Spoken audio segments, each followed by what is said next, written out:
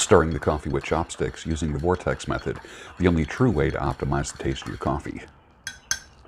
At the molecular level. Good morning, welcome to the Daybreak Show. I am the Sultan. We'll get started, but first, just plain old Vienna roast coffee from my local supermarket. Let's see how this goes. Nice. Nice. It's not the Kenyan coffee that I just enjoyed for the past couple weeks. It's kind of like, you know how like when you run out of good coffee, you just have kind of like the backup coffee sitting around?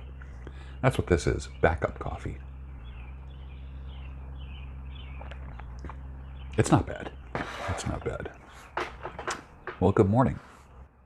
If you get betrayed or broken up or divorced, men, listen to me. The answer is not always find another woman or get married again or have a different version of a relationship or get married without the state or become a playboy or write women off completely and just be gnarly and nasty, and you could just be happy by yourself without going sour against human beings, against women. I know when I got divorced, I hated everybody. It wasn't just women. I just hated everybody because I just did not like how the world received me as a divorced guy. I didn't like that. Felt weird in church. Felt weird going places. And I pretty much cultivated and developed a solo lifestyle. I did not swear off women. I did not swear off marriage. I just avoided it for a while. And then I went in the other direction. That didn't work either. But there's a number of endings. There's a number of choices that you can make as a man if a relationship ends. And it's up to you. What I would choose, if I were you, as a coach speaking to you, as a guy who was a counselor, a therapist for several decades, pick the one that's going to make you, pick the ending that's going to make you healthy, contribute to your health. Your, as I like to say, your sanity, clarity, and reason. Which choice is going to contribute to your sanity? If it's tapping out for a while, then do what you have to do. If it's tapping out forever, go for it. Like, I literally became a different person. If I showed you pictures of me back then, completely different human being, completely different. Not even the same person. Because our life experiences shape us. Or I should say, we allow them to shape us for the negative or for the positive. But the choice is yours. There's a lot of people who went through what I went through and chose to tap out forever. There's people who it didn't bother. They just moved on. I know one fella who was married, had kids, had a crappy divorce, really, really bad, very demeaning.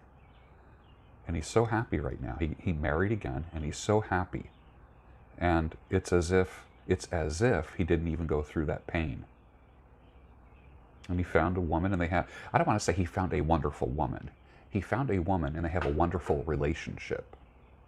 The relationship is good.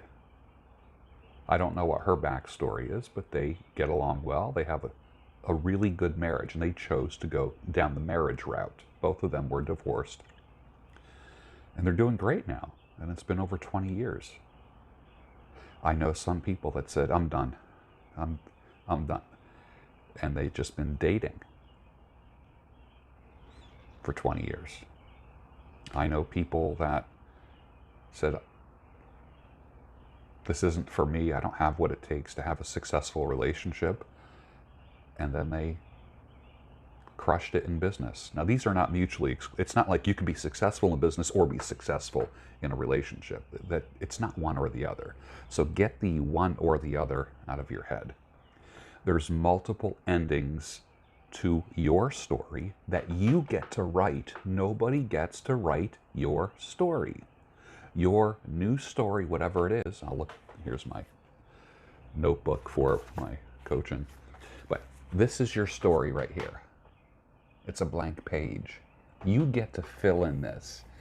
No one else gets to write this for you. You get to write it. You get to write it. That's the cool thing. Because when someone else intervenes in your life and they write your ending, there's nothing as demeaning and as stripping and as hurtful as someone else writing the script for your life. You are the screenwriter for your life. You are. You are.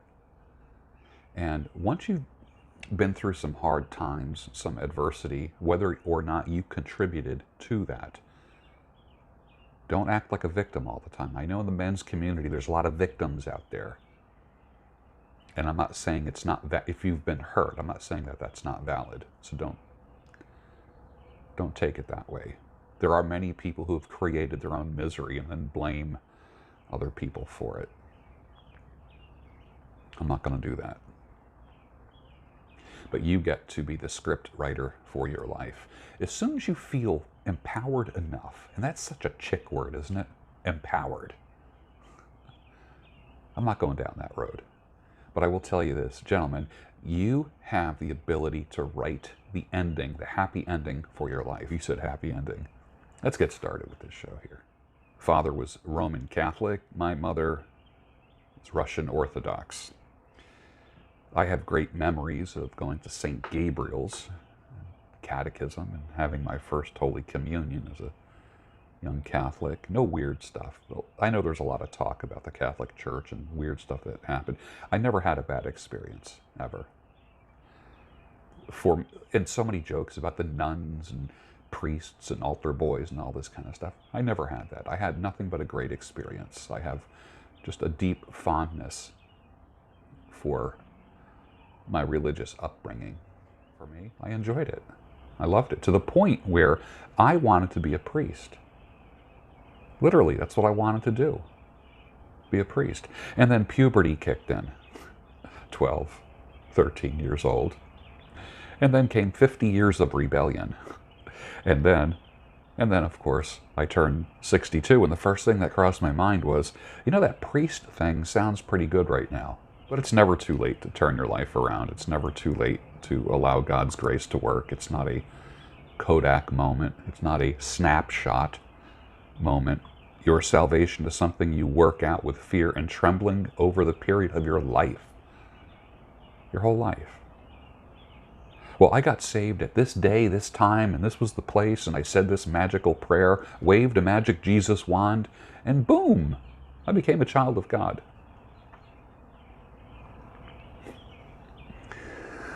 Okay, you got divorced, you got red-pilled, you got jacked and tanned, you lost weight, and you became nothing but a fuckboy. But you still secretly desire a stable connection with a woman. But the crowd you now associate with is going to think you're a sellout.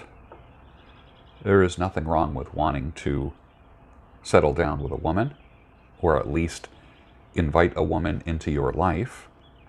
So now you have another group you have to separate from. Don't let anyone pressure you into being single or being married, or being a playboy, or being a man that has gone his own way. Use your own head, not anyone else's head, to do your thinking. Use your own brain for thinking. Although, and I'm not condemning anyone, many people have to go through different stages in their life. And that way you learn.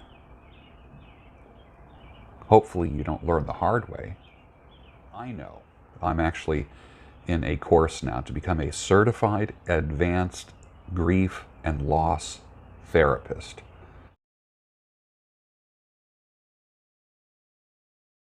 I already have my master's, 1,000 continuing ed hours, decades of being a therapist, and I've dealt with a lot of grief and loss with people. Now I'm actually getting certified to do that and using various modalities of healing to help people recover and deal with the grief and loss. One of the things you feel with grief and loss is that you feel tired in your body. It wears you out. You bear the burden of grief and loss in your body. You feel pain in your body, like literally pain. You can't walk. You want to collapse. That's allowing the earth to heal you or to assist in healing you. There is nothing like laying on the ground. When was the last time you laid on the ground? When was the last time you walked barefoot in the grass? When I go to the beach, one of the things I do is I just lay on the beach. Literally, no towel, no beach blanket. I lay on the sand. Literally lay on the sand. And it's healing. Laying on the grass in the backyard, it's healing. It looks crazy. Your neighbors will look out their kitchen window and say, there he goes again, laying on the grass. Not a lot of people are going to teach that. But keep that in mind. Nature and the earth is put here for our good. Allow it to do its good to you. Never hesitate to ask people if they're suicidal. Never. You feeling okay? You're not suicidal, are you? You sound like you want to end it all. You're scaring me, bro. Tell me you're not suicidal. You don't have to come right out and say, are you suicidal? There's ways of probing and asking a person and assessing their hope. I do it with everybody now. I check with everybody. Everybody. The manosphere, which I have a love-hate relationship with, really did not offer anything to me at all. It's kind of a fair-weathered friend. And I want it to morph, develop, evolve into a movement that helps people, not build walls, not alienate people. Like, I want to really like it. I want to embrace it. But I'm somewhat hesitant. But I do what I can. It's kind of like that starfish analogy. Why are you throwing all those starfish back in the water? You're not going to make a difference at all. You know the story. Person walking along the beach and there's starfish on the beach. And he picks up the starfish and throws it back in the water. Keeps doing that. And someone says, what are you doing? You're not going to make a difference. And the person replies, well, I made a difference for that one. And that's how I feel about the men's community. I'm not going to change everybody. But if one person gets hope and decides to live another day, or lose weight, or take a different life path, or get some hope for the future, or help write a new script for their life, then I made a difference for one. And I'm okay with that. And you should be too. Every now and then, someone replies to one of my videos and says, where's your big beard? Another, like the beard supremacists will say, you're a sellout, you shaved your big beard. Okay. I'll probably grow it back. I'll probably grow the big beard back when I'm 69 years old. At 69. So by the time I'm 70, I'll have that big giant beard again. You know, kind of like the every 10-year thing of growing the big beard back. It comes and goes. All right, my awakened peeps. What distraction is happening now, Bud Light? I'm a sleight of hand believer. Like, if we make something shiny and loud and noisy over here, you don't have to see what's going on over here. So what super important things are happening here, but you're being distracted to look here? Put your answer down below. A lot of stuff going on, right? Doesn't it seem like there's a lot of stuff kind of converging right now? Right? Right? Supply chain, all kinds of disruption, weird sexual stuff happening in society, World War III, Putin, China, all this, Ukraine, all of that bullshit, comrade. Right? Look over here, not here. I remember a few years ago I had tweeted this exact statement. While brick and mortar and online pet stores have exploded, baby stores and toy stores are closing in record numbers. Instead of being surrounded by grandchildren, older people are now being surrounded by pets because their children are not having children. Entire movements mocking and forbidding marriage, thereby not having children. We have forsaken the first commandment of God to be fruitful and multiply. Yeah, but. A lot of yeah, buts in response to this one. I'm not going there. I don't want to alienate anybody. I really don't. Not interested in that. I don't want to alienate anybody, and I don't want to be alienated. The fact that divorce hurts so much, and that there are entire never marry men's movements, also tells me how precious and powerful a good marriage can be in transformation, fulfillment, satisfaction, and creating a you that couldn't otherwise exist. I am not anti-marriage. I don't like marriage the way it's done in modern society, but I'm not anti-marriage. I remember 3 years ago when I said I'm open to marriage again. Never forget, thousands of people walked away from me. You're a traitor to men. Really? Because I'm open to marriage? Yeah. I went through some crap. Lived to tell about it. But I'm open to it. Like I had said, I haven't had any problems with women. I don't internalize any problems with women. Doesn't faze me at all anymore. But I haven't had problems with women. Not because women changed, but because I changed. And you won't either if you make some decisions. But it can't be done out of bitterness. Can't. Be careful of the reasons why you become friends with people. We've heard people talk about a trauma bond. We've seen various splits in the men's community because of this person siding with this person, or this person betrayed this person. And I was part of that for a while. And I'm not afraid to tell people to F off. It means nothing to me now. I encourage you to tell somebody to F off. I encourage you to do it. Let it out, man. Let it out. You don't have to be nice to people who aren't nice to you. It's okay. One man's struggle is not every man's struggle. All right, so you had a shitty experience with a woman or with women. Who hasn't? So all men are now going to have that experience. Gentlemen, please don't spread your misery in my company. I'm not interested in that. I feel bad for what happened to you. I feel bad for what happened to me. But to continue to feel bad is a choice.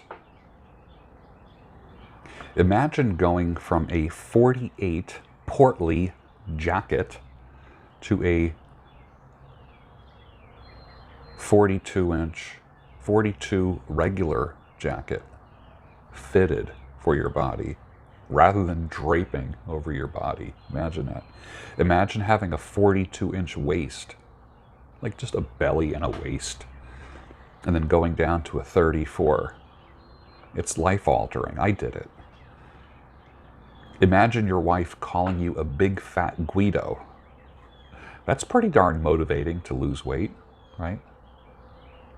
So how did this 260-pound carbaholic big fat Guido flatten his embarrassing belly? Because how many pictures have you seen me where I had a sport coat on? Cover up the fat belly, that's all. Everybody looks better with a sport coat. Same thing with the untucked shirts. Because most guys can't tuck in their shirts because their belly is hanging out further, like an overhang over their belt buckle. So we have the untucked shirts. Just like when I grew up, there was no untucked shirts. There was no relaxed fit. I used to joke around. The first time I saw a relaxed fit, I'm like, you mean the next size up? Oh, it's a 34, those are 34-inch waist jeans, a relaxed fit. I'm like, you mean 36? Relaxed fit.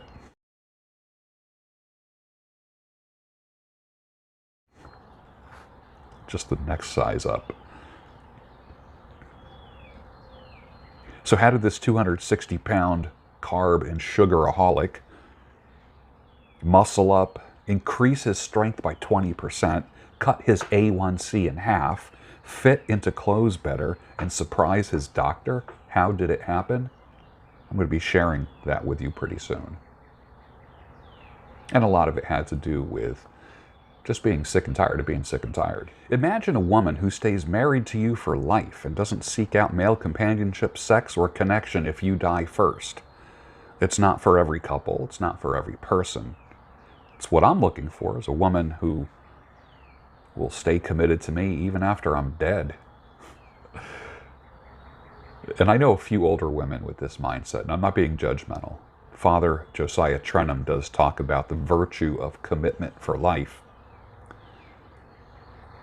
But one of the things that has to happen is the husband probably should have some kind of life insurance or assets and resources to keep his widowed bride cared for after he's gone.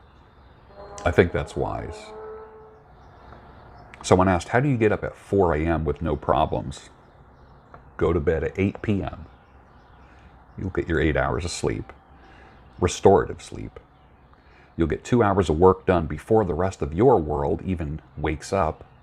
You start coming in for a landing at 7 p.m. You lower the lights, you limit your screen time.